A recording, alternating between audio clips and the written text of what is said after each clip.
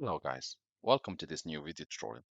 In this video I will show you the easiest way how you could protect your computer against viruses, but also how to enhance the protection against ransomware 1. First of all, if you have Windows 7, Windows 8 or Windows 10 or even Windows 11, then this video is dedicated for you. Click on the search tab and type Windows Security. Open it, and on the left panel you want to check for the second option, Virus and Threat Protection. Next step, scroll to the bottom.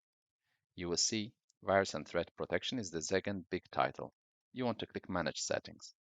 Make sure that real-time protection, cloud-delivered protection, sample submission, automatic submission, and also tamper protection, that they are all on.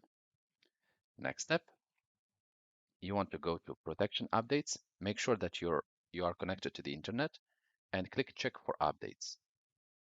This is very important to update the database of your antivirus. Once it appears Security Intelligence up to date, click on the arrow to go back, and you want to go to the bottom and select Ransomware Protection.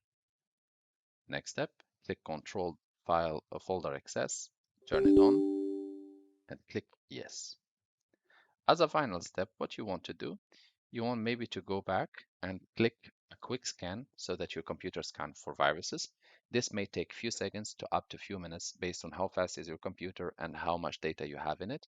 And normally you should go back with one of the two options. Either it will tell you that it didn't find anything, or it will tell you that there is something to be removed, and it will give you three options, either to put it in quarantine, to delete it, or to give it back, or to put it back. As you can see, guys, Microsoft Defender Antivirus scanned your device. No new threat were found. Dismiss.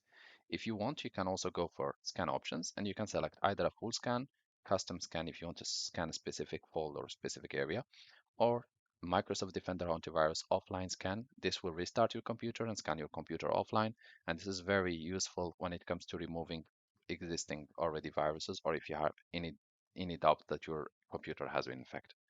I hope this video tutorial was helpful to you guys. If you'd like to encourage us to make more video tutorials, you can do that by clicking like and share, and do not forget to subscribe to get our latest video.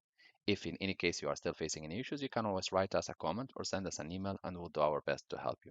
If you'd like, you can become a member of our family by choosing one of the available subscription options for you.